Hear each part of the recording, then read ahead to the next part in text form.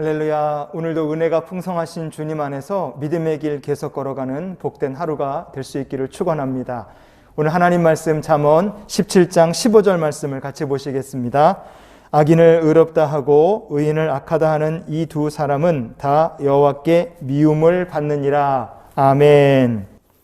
자, 오늘 말씀은 여호와께 미움을 받을 두 종류의 사람에 대해서 우리에게 이야기해 주고 있습니다. 이 말씀을 어떻게 우리가 해석하고 풀어야 되겠습니까? 우리가 앞서 살펴본 말씀 중에서 잠언 17장 9절 말씀이 있습니다. 이런 말씀이 거기 있죠. 허물을 덮어주는 자는 사랑을 구하는 자요. 아멘. 이렇게 한번 생각해 보겠습니다. 허물을 덮어주는 것과 악인을 의롭다 하는 것, 이 두 가지는 결과론적으로 보면 굉장히 비슷해 보입니다. 어찌 보면 같은 일이라 할 수 있어요.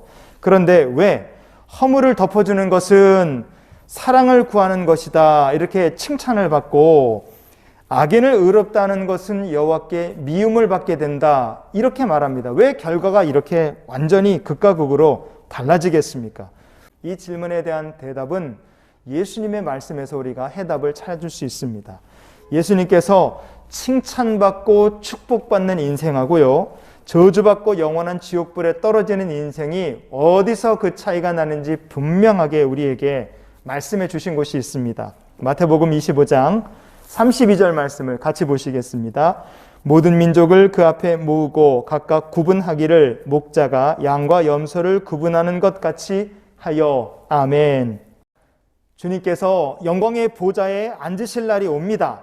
그런데 그 날에 주님께서 예배된 나라를 상속받을 사람과 영원한 지옥불에 들어갈 사람들을 정확하게 구분하시겠노라 그렇게 말씀하셨어요. 자, 주님께서 의인이다, 양이다 이렇게 구분해 주신 사람들은요, 그 반응이 오히려 되게 얼떨떨합니다. 그래서 그들이 주님께 이렇게 물어봐요. 마태복음 25장 37절 이에 의인들이 대답하여 이르되 주여 우리가 어느 때에 주께서 줄이신 것을 보고 음식을 대접하였으며 목마르신 것을 보고 마시게 하였나이까. 이 의인들의 대답이 질문입니다. 그때 주님께서 이렇게 대답하십니다. 마태복음 25장 40절 너희가 여기 내 형제 중에 지극히 작은 자 하나에게 한 것이 곧 내게 한 것이니라. 아멘.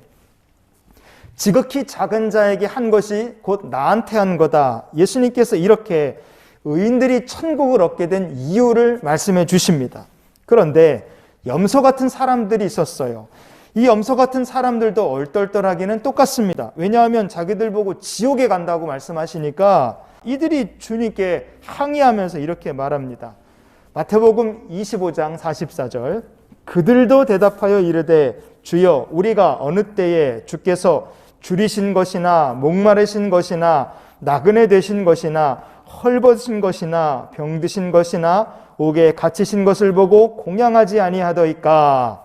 억울하다 말하는 이 염소 같은 사람들에게 주님께서 무엇이라고 말씀하십니까? 마태복음 25장 45절을 보시면요, 이 지극히 작은 자 하나에게 하지 아니한 것이 곧 내게 하지 아니한 것이니라. 아멘.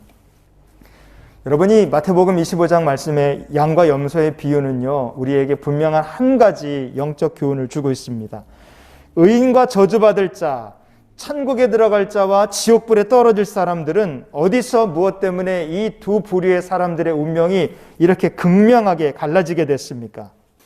바로 신앙의 일관성 때문입니다. 신앙의 일관성. 지극히 작은 자 하나라 할지라도 하나님의 사랑으로 일관되게 섬긴 사람, 신앙의 일관성을 지킨 사람입니다.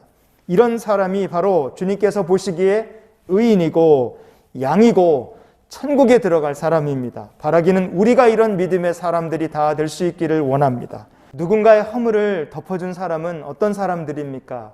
이들은 하나님 안에서 누구든지 새로운 피조물이 될 수 있다. 그것을 믿는 사람들입니다. 그것을 믿기 때문에 하나님의 사랑을 구하면서 누군가의 허물을 덮어준 것입니다. 이들은 일관된 신앙을 가진 사람이에요.